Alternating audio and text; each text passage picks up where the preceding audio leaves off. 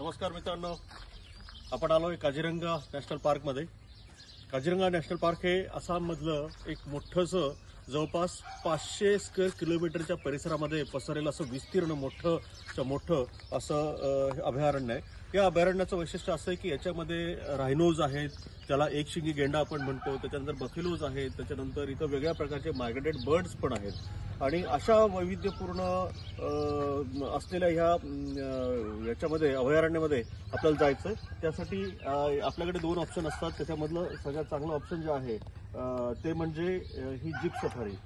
Normally या ठिकाणी Gypsy या सगळ्या प्रकारच्या जीप असतात, तर ह्या सगळ्या ओपन असतात। याच्यामध्ये 6 लोक बसू शकतात। तुम्ही थोडं जवळ येऊन बघू शकता।